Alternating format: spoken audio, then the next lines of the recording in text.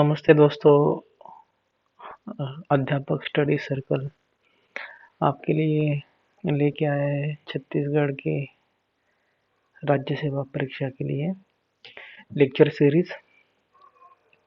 आज के लेक्चर में हम लोग देखेंगे कि छत्तीसगढ़ राज्य सेवा परीक्षा का स्वरूप कैसे है, प्रीलिम्स में क्या पूछा जाता है, मेंस में क्या पूछा जाता है।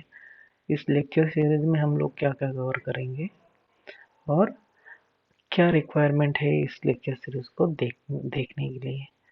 तो मैं इस लेक्चर सीरीज को इस तरह से फ्रेम कर रहा हूँ कि कोई एकदम फ्रेशर जिसको इस परीक्षा के बारे में कोई ज्ञान नहीं है, उसको इस परीक्षा के बारे में पूरी तरह से अवगत कराना इस फर्स्ट लेक्चर का हेतु है। और अगले लेक्चर से हम लोग जो सिलेबस है उसके साथ प्रोसीड करेंगे। तो छत्तीसगढ़ राज्य सेवा परीक्षा रूपरेखा का परिचय हम देखेंगे। इसके पहले मैं मेरे बारे में कुछ बता दूं। आप जिससे पढ़ने वाले हैं उसके बारे में, उसके क्वालिफिकेशन के बारे में, आपके टीचर के बारे में आपको ज्ञान होना बहुत ज़रूरी है। तो मैं ऑटोमोबाइल इंजीनियर हूँ, 4 बार यूपीएससी मेंस लिख चुका हूँ, 2 बार इंडियन फॉरेस्ट सर्विस मेंस लिख चुका हूँ, 3 स्टेट सर्विस मेंस लिख चुका हूँ। उसी के साथ मैंने एमए हिस्ट्री करी हुई है तथा मैंने एमए पॉलिटिकल साइंस भी कर चुका हूँ। उसके साथ में पोस्ट ग्रेजुएशन सर्टिफिकेट कोर्स करा हूँ फोटो जर्नलिज्म में, और इस साल मैंने हिस्ट्री में नीट की एग्ज़ाम क्वालिफाई करी हुई है। अभी मैं फ़िलहाल दिल्ली के कोचिंग इंस्टीट्यूट्स के साथ जुड़ा हुआ हूँ। ये मेरा खुद का परिचय है। आगे बढ़ते हैं। अभी हम लोग देखेंगे परीक्षा योजना। तो जैसे कि आपको पता है कि प्रथम प्रारंभिक एग्जाम होगा जिसमें 2 पेपर होते हैं वस्तुनिष्ठ प्रकार के, जिसको हम लोग एमसीक्यू बोलते हैं। 2 ही पेपर 2-2 घंटे के होंगे और इसमें दिए गए सारे क्वेश्चन अनिवार्य होंगे। दोनों पेपर में 100 क्वेश्चन होंगे और 200 अंक के लिए ये दोनों क्वेश्चन होंगे, दोनों पेपर होंगे सॉरी। प्रत्येक क्वेश्चन के लिए आपको 4 पर्याय मिलेंगे, मल्टीपल चॉइस क्वेश्चन होंगे ये, और उसमें से एक पर्याय सही होगा, आपको चुनना है। अगर आपने सही आंसर दिया तो आपको 2 मार्क्स मिलेंगे, अगर आपने गलत आंसर दिया तो आपको 1/3 मार्क्स कट हो जाएंगे, जो कि 2 मार्क्स के आते हैं 0.66। प्रथम प्रश्न पत्र, जिसको हम लोग जनरल स्टडीज बोलते हैं, सामान्य अध्ययन, जैसे कि मैंने बोला उसमें 100 क्वेश्चन होंगे, 200 अंक का होगा, 2 घंटे का समय होता है। और उसी तरह द्वितीय प्रश्न पत्र योग्यता परीक्षा का होता है। योग्यता परीक्षा में जिसमें मैथमेटिक्स, क्वांटिटेटिव एबिलिटी और रीजनिंग जैसे विषय शामिल होते हैं। जो दूसरा प्रश्न पत्र है वो सिर्फ क्वालिफाइंग है, मतलब योग्यता परीक्षा है, उसके मार्क्स आपके छत्तीसगढ़ मेंस लिखने के लिए काउंट नहीं होंगे। और एक इम्पॉर्टेंट बात है, न्यूनतम अर्हता अंक।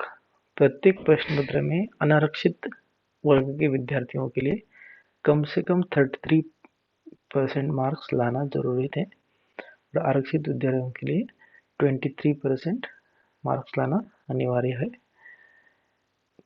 वरना आपका पेपर चेक नहीं होगा।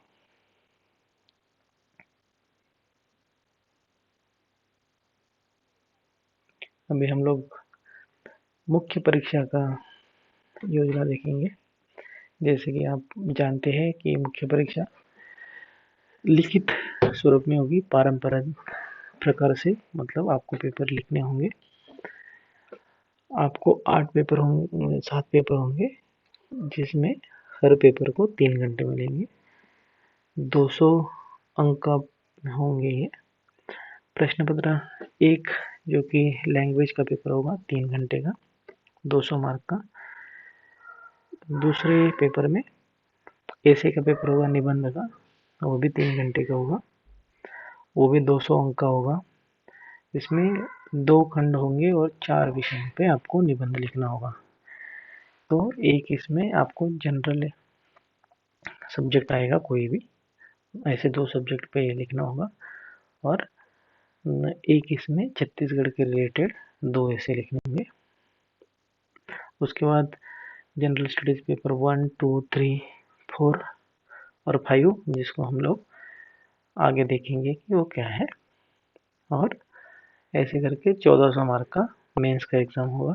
150 मार्क की आपका इंटरव्यू होगा जिसको हम व्यक्तित्व परीक्षण बोलते हैं, और कुल 1550 मार्क का आपका ये मेंस और इंटरव्यू का मिला के स्कोर होगा। एक बहुत ही इम्पोर्टेंट बात, जैसे आपको ये देख रहे हैं कि कुल अंक 200 मार्क के पेपर होंगे। जैसे भाषा का तो आपको पता ही है, निबंध का भी मैंने बोल दिया है। उसके बाद जो जनरल स्टडीज मतलब सामान्य अध्ययन का पेपर 1, 2, 3, 4, 5 होगा। तो उसके लिए क्या होगा कि आपको आपका पेपर 5 खंडों में डिवाइड होगा।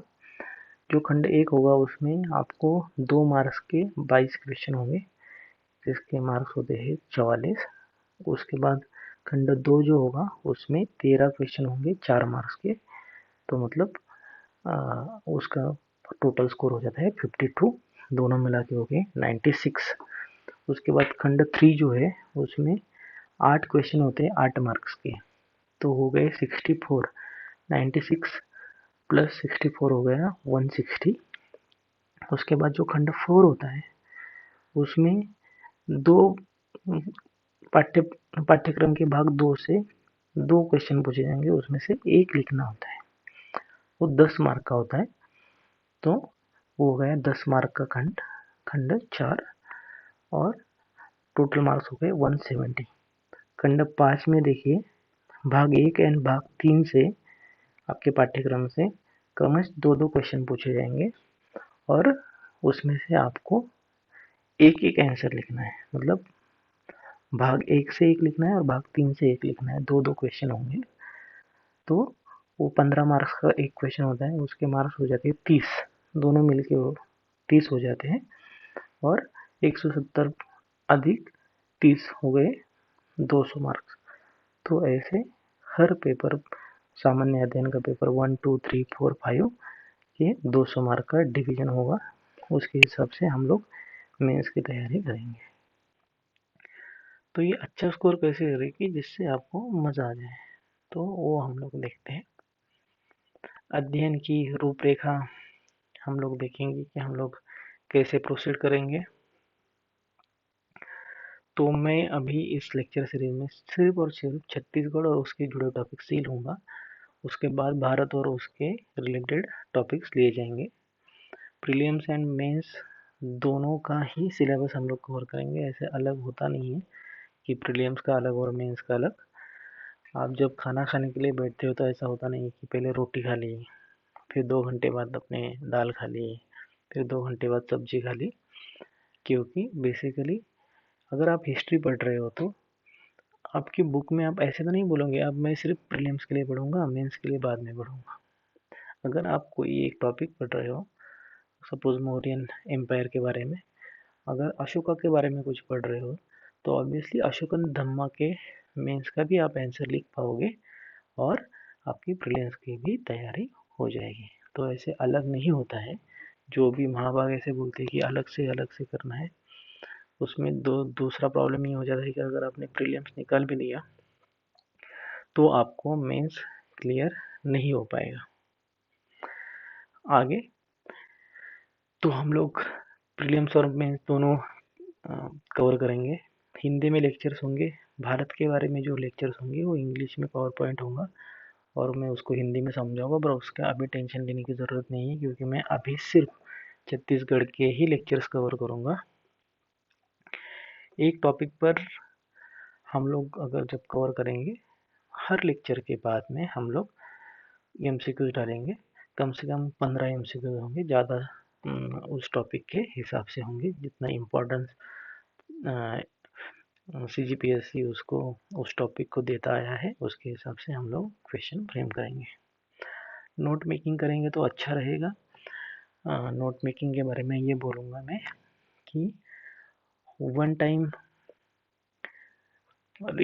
Time writing is 3 time reading. तो अगर आप एक बार लिखते हो तो 3 बार रीड करने जैसा है। तो मैं आपको ये सुझाव दूंगा कि आप बिल्कुल नोट मेकिंग करें। अगर आपके पास नोट मेकिंग करने का समय नहीं है, आप कोई काम करते हैं या आप स्टूडेंट हैं, आपको पर्याप्त समय नहीं मिल रहा है, तो आप ये कर सकते हैं कि बार बार ये लेक्चर देख सकते हैं। पहली बार देखते हुए आपको नॉर्मल स्पीड से देखना है। उसके बाद जब आप देखोगे तो 2x के स्पीड से आप यूट्यूब पे 2x का स्पीड सेट करके देख सकते हैं। मेंस ऐसा राइटिंग के लिए अलग से सेशन लिए जाएंगे, उसके बारे में हम लोग डिस्कस करेंगे, पर वो अभी यहाँ पे मैं डिस्कस नहीं करूँगा। ऑब्वियसली मैं जब लेक्चर्स लूँगा तो मेंस के लिए भी क्वेश्चन उसमें डालूँगा, पर उसके लिए अलग से हम लोग डिफरेंट सेशन लेंगे और उसकी अलग से अच्छे से तैयारी करेंगे। सबसे इम्पोर्टेंट बात मैं ये बता रहा हूँ, इसमें डिसिप्लिन बहुत ज़रूरी है। कि मैंने लेक्चर डाले तो मैं ये चाहूँगा कि आप लेक्चर टाइम से देखा करें, उसको रिवाइज करा करें, वरना फिर उसका कोई फ़ायदा नहीं रहता है। तो डिसिप्लिन बहुत ज़रूरी है। आगे चलते हैं। अभी सिलेबस देखेंगे। छत्तीसगढ़ के बारे में जो भी टॉपिक्स हमें प्रीलिम्स और मेंस के सिलेबस में दिखेंगे वो हम यहाँ कवर करने की कोशिश करेंगे। बहुत पेपर्स में ऐसा है कि सिलेबस मिक्स है, तो हम लोग सिर्फ से छत्तीसगढ़ को ही कवर करेंगे अभी इस लेक्चर सीरीज में। उसके बाद हम लोग जो इंडिया के बारे में या अदर सिलेबस है वो कवर करने की कोशिश करेंगे। मैं ये लेक्चर सीरीज बनाते हुए बहुत सारे रेफरेंस बुक्स इंटरनेट के मटेरियल से निकाल कर लेक्चर्स बनाए हैं, और मेरी ये कोशिश रही है कि पूरा सिलेबस कवर किया जाए। फिर भी अगर कुछ रहता है, आपको लगता है कि टॉपिक अच्छे से कवर नहीं हुआ है, तो आप मुझे बिल्कुल बोल सकते हो, हम लोग उसमें अलग से भी लेक्चर तैयार कर सकते हैं।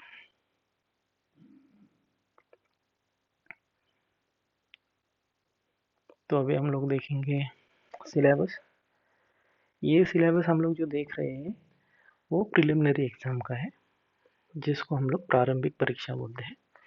तो ये भाग 2 है। भाग 1 में आप जैसे कि जानते हैं कि भारत के बारे में जो भी चीज़ें हैं वो कवर करी है। भाग 2 ये छत्तीसगढ़ के बारे में होगा। नियर अबाउट 50% क्वेश्चन आपको छत्तीसगढ़ से मिलेंगे।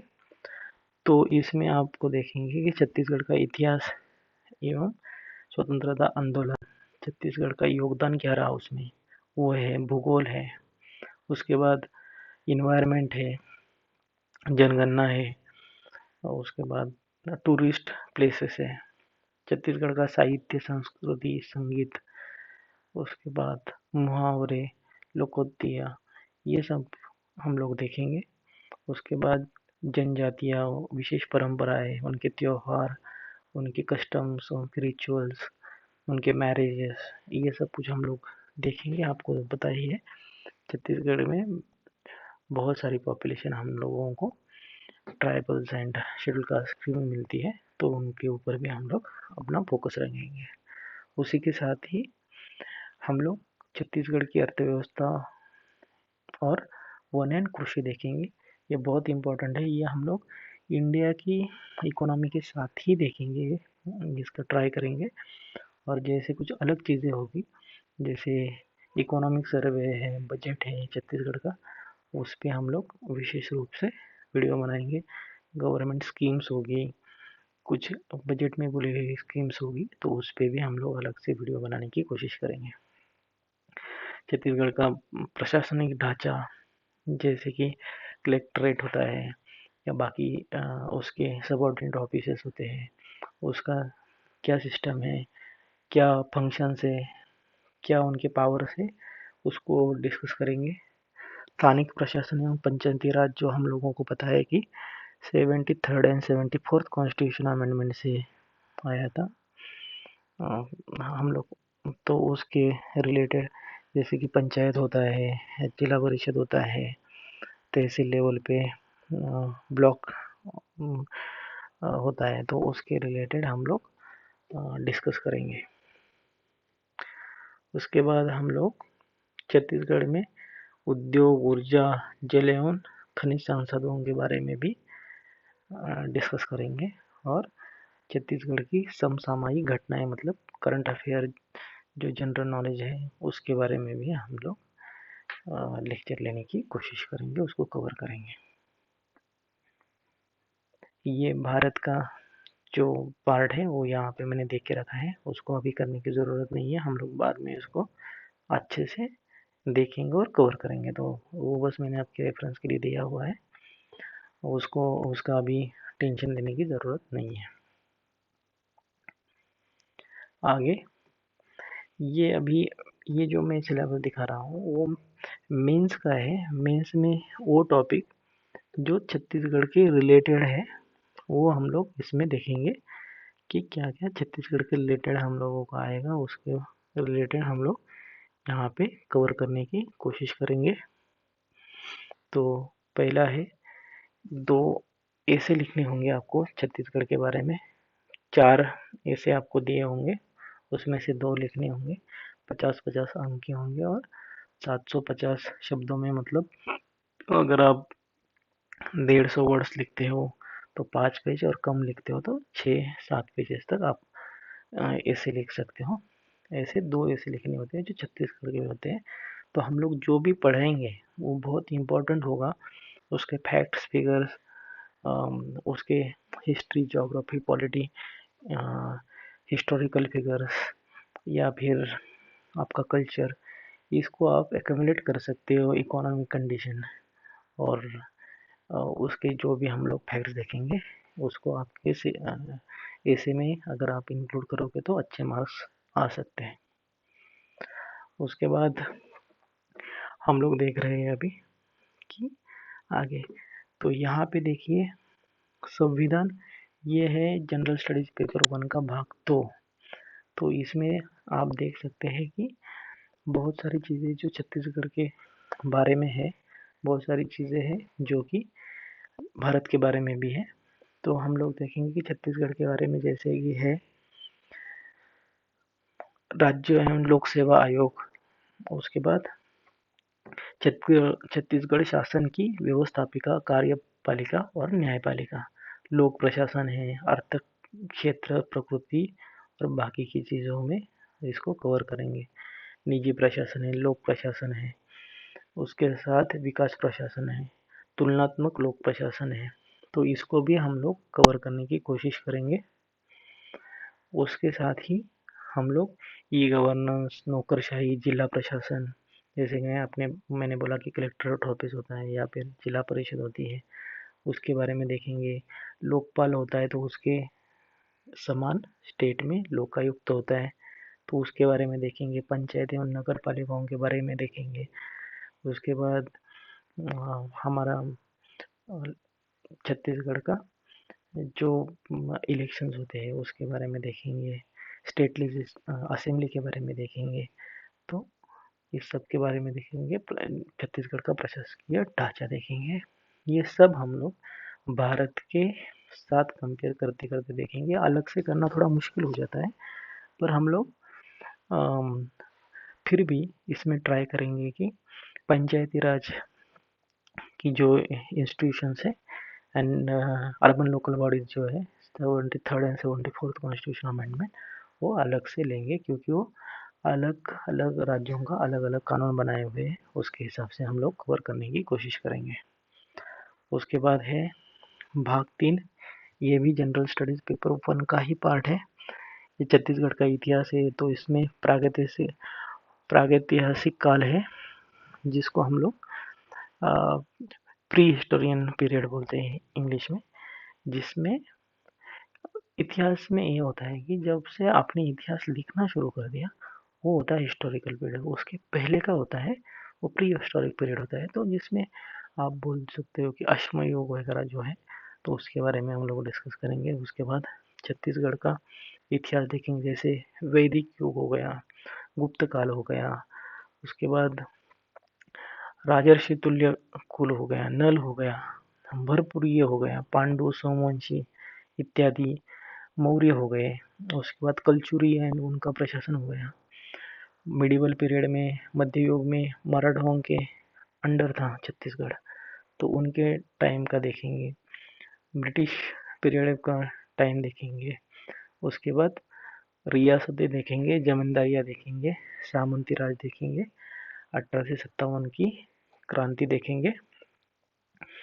उसके बाद स्वतंत्रता आंदोलन, श्रमिक रोल एंड जनजातीय आंदोलन, छत्तीसगढ़ राज्य का निर्माण, ये सब कुछ भी हम लोग इसमें देखेंगे। ठीक है, तो ये है जनरल स्टडीज पार्ट 1 का सिलेबस था, हम लोग जो अभी देख रहे थे।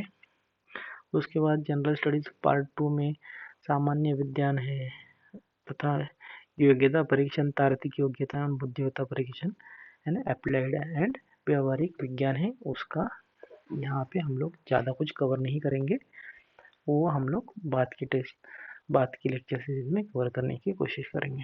उसके बाद हम लोग देखेंगे कि जनरल स्टडीज पेपर 3 में है भारत एवं छत्तीसगढ़ की अर्थव्यवस्था। तो इसमें हम लोग देखेंगे कि भारत एवं छत्तीसगढ़ की अर्थव्यवस्था में क्या क्या चीज़ें हैं जो हम लोग कवर कर सकते हैं। तो बहुत सारी चीज़ें हैं, उसको अलग से पढ़ना थोड़ा मुश्किल हो जाता है, जैसे कि मैंने बोला, जैसे कि आपको पता है जीडीपी है, उसके बाद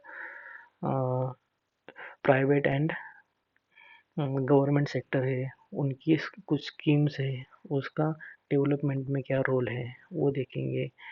इकोनॉमिक जो हम लोगों ने लिबरलाइजेशन, प्राइवेटाइजेशन, ग्लोबलाइजेशन का ये करा, तो आर्थिक सुधार देखेंगे। उसके बाद बेरोजगारी की समस्या देखेंगे, उसके उपाय देखेंगे। उसके बाद बैंकिंग सिस्टम देखेंगे, तो इसको हम लोग बोलते हैं मॉनेटरी पॉलिसी, एंड जो गवर्नमेंट इम्प्लीमेंट करती है उसको बोलते हैं फिस्कल पॉलिसी, उसके बारे में भी देखेंगे। जैसे मैंने अभी बोला 1990 के बाद के इकोनॉमिक रिफॉर्म्स देखेंगे, और रिजर्व बैंक का नियमन और उसके कार्य देखेंगे। सार्वजनिक राजस्व मतलब हम लोग इसको बजट बोलते हैं, बजट, और आपका कहाँ पे आपका पैसा जाता है, कहाँ से आता है, तो ये सब चीज़ें, उसको capital expenditure, revenue expenditure, revenue receipt, capital receipt, ये सब कुछ भी हम लोग देखेंगे। उसके बाद राजकोषीय घाटा मतलब कितना पैसा कम पड़ा और कितना गवर्नमेंट ने लोन लिया है, तो उसको राजकोषीय घाटा बोलते हैं, वो हम लोग और विस्तार से देखेंगे। तो आपको टेंशन लेने की ज़रूरत नहीं है, हम लोग ये कवर करेंगे। उसके बाद उसी का पार्ट है छत्तीसगढ़ के बारे में। तो उसमें छत्तीसगढ़ के बारे में आप देख सकते हैं कि अनुसूचित जाति, अनुसूचित जनजाति, पिछड़ा वर्ग, अल्पसंख्यक वर्ग और सामाजिक पिछड़ापन, ये सब देखेंगे। साक्षरता के बारे में, व्यावसायिक संरचना के बारे में, रोजगार के बारे में, ये सब हम लोग देखेंगे। महिलाओं के बारे में, सामाजिक, राजकीय और आर्थिक सशक्तिकरण के बारे में हम लोग डिस्कस करेंगे। बाल श्रम व्यवस्था, ग्रामीण विकास, ये भी हम लोग मुद्दे कवर करेंगे। उसके बाद राज्य की वित्तीय एवं बजटीय नीति, कर संरचना, केंद्रीय कर में हिस्सेदारी। तो बेसिकली हम लोग जो छत्तीसगढ़ का बजट और बाकी की चीज़ें हैं वो इसमें कवर करेंगे, और छत्तीसगढ़ के बजट के बारे में और छत्तीसगढ़ की आय के बारे में, कहाँ से पैसा आता है, कहाँ जाता है, क्या योजना होती है, ये सब कुछ हम लोग देखेंगे कि योजनाओं में कितना खर्च होता है, गैर योजनाओं में कितना खर्च होता है। जैसे गैर योजना मतलब ये होता है कि जो योजनाओं में नहीं होता है, इसको रेवेन्यू एक्सपेंडिचर बोलते हैं। जैसे कि आपके सैलरीज हो गई, तो उसमें कोई योजना नहीं है, पर वो खर्चा तो होने ही वाला है, या फिर आपने जो कर्जा लिया है उस पर ब्याज देना है, तो ये योजना गैर योजनात्मक व्यय है, जिस पे हम लोग ध्यान से देखेंगे, आप टेंशन मत लीजिए उसका। उसके बाद छत्तीसगढ़ के ग्रामीण शासकीय संस्थागत एवं संस्था गैर संस्थागत स्रोत देखेंगे, सहकारिता देखेंगे जो कोऑपरेटिव मूवमेंट होती है, उसकी संरचना देखेंगे, वृद्धि तथा कुल साख में उसके हिस्से, पर्याप्तता एवं समस्याएं देखेंगे। तो ये सब कुछ हम लोग कवर करेंगे। उसके बाद उसी में पेपर जनरल स्टडीज पेपर 3 में ही भारत का भूगोल है, उसी के साथ छत्तीसगढ़ का भी भूगोल है। तो छत्तीसगढ़ के भूगोल में हम लोग देखते हैं कि छत्तीसगढ़ की भौगोलिक विशेषताएं जैसे कि मिट्टी है, भूगर्भिक संरचना है, भौतिक विभाग है, आबोहवा तंत्र है, जलवायु, मिट्टी एंड वनस्पति, वन्य जीवन है। फॉरेस्ट का छत्तीसगढ़ में बहुत इम्पोर्टेंस है, तो उसको हम लोग बहुत अच्छे से कवर करेंगे। वन्य जीवों को कवर करेंगे, राष्ट्रीय उद्यान अभयारण्य को कवर करेंगे, राज्य की वन नीति, वन संरक्षण के को कवर करेंगे। मानवीय विशेषताओं के बारे में हम लोग जनसंख्या को देखेंगे, जनसंख्या वृद्धि, घनत्व वितरण, जन्म दर, मृत्यु दर, शिशु मृत्यु दर, उसके बाद लिंगानुपात एवं आयु वर्ग, अनुसूचित जनजाति की जनसंख्या, इन सब के बारे में देखेंगे। एजुकेशन मतलब साक्षरता के बारे में देखेंगे। और अब साक्षरता के बारे में, जब आप साक्षर होते हो तो ऑब्वियसली आपको क्या चाहिए, रोजगार चाहिए। तो व्यावसायिक संरचना, अर्बनाइजेशन और फैमिली प्लानिंग और उसके रिलेटेड जो प्रोग्राम है वो देखेंगे। एग्रीकल्चर बहुत इंपॉर्टेंट है, तो एग्रीकल्चर की फसलें क्या आता है, दालें कौन सी है, तिलहन कौन सी है, ये देखेंगे। इरिगेशन मतलब सिंचाई की क्या व्यवस्था है करी गई है, कौन सी सिंचाई की परियोजनाएं होती है, कौन से टाइप्स होते हैं, वो सब कुछ हम लोग देखेंगे। कृषि की समस्याएं देखेंगे, जैसे कि मानसून डिपेंडेंट है या फिर स्मॉल एग्रीकल्चर लैंड है, छोटे छोटे फार्मर्स है, फार्मर्स के पास एवरेज हमारे पास 86 मतलब 86% फार्मर्स के पास 1 एकड़ से भी कम लैंड है, ऐसा गवर्नमेंट ऑफ इंडिया का डेटा है। तो वो सब कुछ देखेंगे। ऐसे बहुत सारी चीज़ें हम लोग कवर करेंगे। खनिज संसाधनों के बारे में तो आपको पता ही है कि छत्तीसगढ़ को बहुत ही बड़ा खनिज संसाधनों का भंडार है। तो उसमें हम लोग विभिन्न खनिजों के भंडार देखेंगे, उनका उत्पादन एवं वितरण देखेंगे, ऊर्जा संसाधन देखेंगे जैसे कोयला है, उसके बाद तापीय विद्युत शक्ति है, ऊर्जा के गैर परंपरागत स्रोत मतलब नॉन कन्वेंशनल है, जैसे कि सोलर एनर्जी है, विंड एनर्जी है, वो उसके रिलेटेड हम लोग देखेंगे। उद्योगों में कि छत्तीसगढ़ के उद्योग में विकास एवं संरचना देखेंगे, बड़े, मध्यम, लघु एवं लघुत्तर क्षेत्र, इसको एमएसएमई बोलते हैं इंग्लिश में, मीडियम स्मॉल एंटरप्राइजेस। उसके बाद कृषि, वन, खनिज आधारित उद्योग देखेंगे, और परिवहन हो, उसके साधन और पर्यटन के साधन, ये सब कुछ भी देखेंगे। ठीक है, उसी के साथ ही हम लोग फिर आगे जाएंगे जनरल स्टडीज पेपर 4 में। उसमें पार्ट 3 है छत्तीसगढ़ का सामाजिक परिदृश्य। तो इसमें हम लोग देखेंगे जैसे जनजातीय सामाजिक संगठन है, विवाह है, परिवार है, मतलब बेसिकली ये सोशियोलॉजी को कवर करता है। युवा समूह है, जनजातीय विकास है, इतिहास, कार्यक्रम, नीतियाँ, संवैधानिक व्यवस्था, कॉन्स्टिट्यूशन में क्या है, संविधान में क्या उनके लिए विशेष प्रावधान करे गए हैं, वो हम लोग देखेंगे। जैसे कि शेड्यूल 5 है, तो वो बेसिकली ट्राइबल एरियाज के लिए तैयार करा है, छत्तीसगढ़ उसका पार्ट है। छत्तीसगढ़ की विशेष पिछड़ी जनजातियाँ, अन्य जनजातियाँ, अनुसूचित जनजातियाँ एवं अन्य पिछड़ा वर्ग की जातियाँ, इनके भी बारे में हम लोग देखेंगे। इनके कुछ जातियों को हम लोग यहाँ पे डिस्कस करने का प्रयास करेंगे। उनके प्रमुख आभूषण, उनकी परंपराएं, उनकी समस्याएं क्या है, उसके क्या सॉल्यूशन हो सकते हैं, पर संस्कृतिकरण क्या होता है, जिसको हम लोग संस्कृताइजेशन बोलते हैं। जैसे कि ट्राइबल पीपल है तो उनका खुद का एक कल्चर होता है, पर क्या हुआ है कि जैसे डेवलपमेंट होने लगा है तो बाहर के लोगों के साथ उनका कांटेक्ट होता है, तो बाहर की जो संस्कृति है वो अडेप्ट करने लगे हैं। ये ज़रूरी नहीं कि बाहर की संस्कृति अच्छी हो या बहुत डेवलप हो। जैसे कि बहुत ट्राइबल कम्युनिटीज़ में वुमन को बहुत रिस्पेक्ट का पोजीशन होता है, जो कि हम मेन स्ट्रीम सोसाइटी के बारे में नहीं बोल सकते हैं। तो ये ऐसे परसंस्कृतिकरण की वजह से, जैसे हम लोग जीन्स पहनने लगे हैं आजकल, बर्गर पिज्ज़ा खाते हैं, तो ये सब कुछ क्या है, परसंस्कृतिकरण है। छत्तीसगढ़ की लोक कला, लोक साहित्य एवं प्रमुख कलाकार है, लोकगीत, लोक कथा, मुहावरे, लोकनाट्य, ये सब कुछ को हम लोग यहाँ पे कवर करने की कोशिश करेंगे।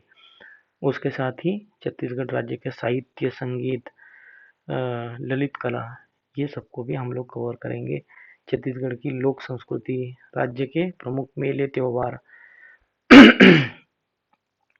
संरचित स्मारक वगैरह, पर्यटन स्थल, राष्ट्रीय उद्यान, अभयारण्य, बस्तर के जलप्रपात एवं गुफाएं, छत्तीसगढ़ के प्रमुख संत, भक्ति संत जो भी है, उनको हम लोग अच्छे से डिस्कस करेंगे, उनके बारे में अच्छे से लेक्चर लेंगे। उसके बाद ये है जनरल स्टडीज पेपर 5। इसमें क्या है, तो इसमें कल्याणकारी विकासात्मक कार्यक्रम एवं कानून, तो इसमें हम लोग एक्ट्स, कानून देखेंगे और कुछ योजनाएं देखेंगे। तो जैसे कि सामाजिक एवं महत्वपूर्ण विधान कौन से है,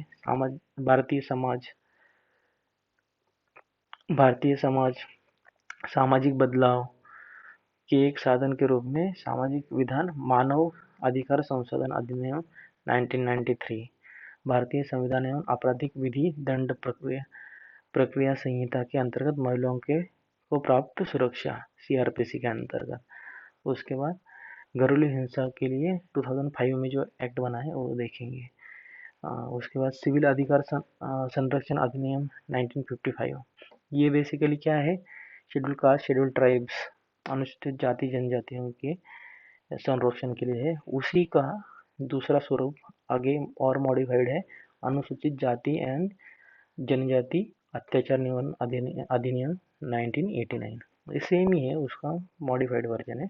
उसके बाद सूचना का अधिकार, right to information act 2005, environmental protection act, पर्यावरण संरक्षण के लिए 1986 का है। उसके बाद कंज्यूमर प्रोटेक्शन एक्ट, उपभोक्ता संरक्षण अधिनियम 1986। उसके बाद सूचना प्रौद्योगिकी अधिनियम 2000, IT act, information and technology, भ्रष्टाचार निवारण एक्ट 1988। तो ये एक्ट्स को अभी हम लोग बहुत अच्छे तरह से देखेंगे, उसके क्या क्या प्रोविजंस है, एग्जाम में क्या क्या आता है, हमको क्या करना पड़ेगा, ये सब कुछ देखेंगे।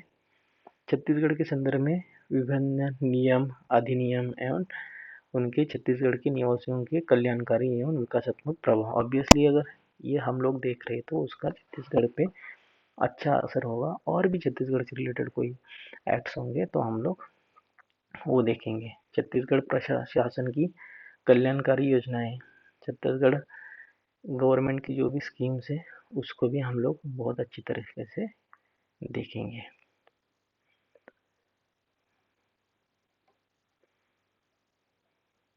ठीक है।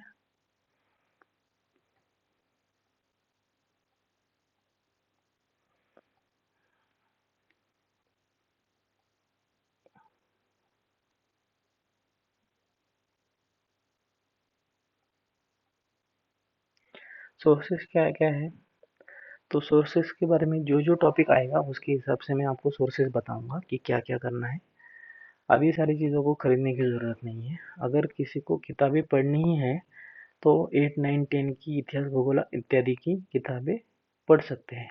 एनसीईआरटी भी पढ़ सकते हैं अगर आपको और भी ज़्यादा पढ़ना है। स्टेट बीसीएस की बुक्स पढ़ सकते हैं। उसके बाद स्टैंडर्ड बुक्स है, गवर्नमेंट वेबसाइट है, आरएस टीवी है, इनसे मैंने तो कवर करने की कोशिश करी है। अगर आपको भी करना है तो कोई भी ये बुक्स उठा के आप कर सकते हो।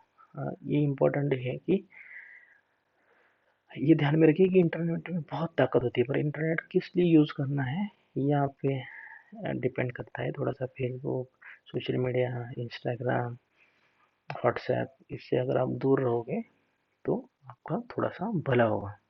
पर मैं ये नहीं बोलूँगा कि आप इंटरनेट से दूर रहोगे क्योंकि आप लेक्चर ही इंटरनेट पे सुन रहे हो अभी। ठीक है। अब हम ही क्यों, दूसरे क्लासेस क्यों नहीं, तो मैं ये बोलूँगा कि आपको जहाँ से मिल रहा है वहाँ से ले लो। ऐसा कुछ नहीं कि हमसे हमारे ये क्लासेस अच्छे हैं, पर दूसरे क्लासेस का जनरली ये होता है कि ओनली प्रीलिम्स के और मेंस के लिए होते हैं। हमारा कॉम्प्रिहेंसिव दोनों को कवर करने की कोशिश होगी। उसमें एमसीक्यू वगैरह दिए नहीं रहते, प्रीवियस ईयर क्वेश्चन नहीं दिए रहते हैं, तो हम लोग इसको क्लासेस में ही इनकॉर्पोरेट करने की कोशिश करेंगे।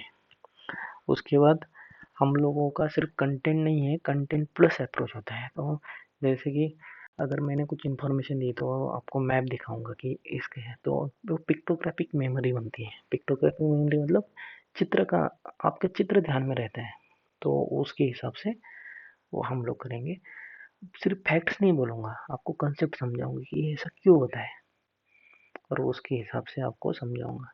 फॉर एग्जाम्पल, अगर आपको मैंने बोला कि आ, आ, कि मराठाओं का राज्य था मिडिवल पीरियड में, तो आपको ये पता होना चाहिए कि मराठा का ही राज्य क्यों था। मराठाओं के पास ऐसा क्या डिस्टिंक्ट क्वालिटीज थी कि जो बाकी लोगों के पास नहीं थी, कि मराठा पावर इतनी प्रोमिनेंस में आ गई पर फिर भी देश पे राज नहीं कर पाए मराठा।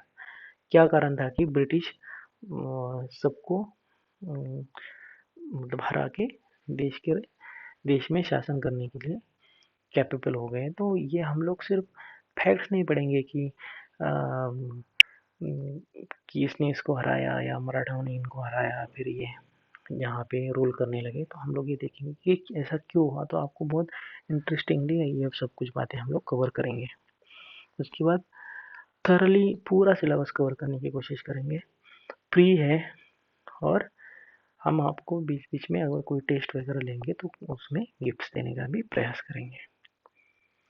तो इसलिए ये बहुत ज़रूरी है। Thank you, enjoy learning, and remember that कोई तुमसे ज़्यादा ताकतवर नहीं है। तो ये बिल्कुल मत समझना कि आप क्लास नहीं लगा पाए तो आपका पढ़ाई नहीं होगी। आपकी बिल्कुल पढ़ाई होगी अगर आपके पास लगन है, इच्छा शक्ति है, डेडिकेशन है, हार्ड वर्क करने की तैयारी है, और आप रेगुलर हो, तो आप ज़रूर ये एग्ज़ाम क्रैक कर सकते हो। Finally, thank you for your support, and don't forget to like, subscribe, share, comment, and आपके दोस्तों को भी बोलिए कि आप ज्वाइन करें। Thank you.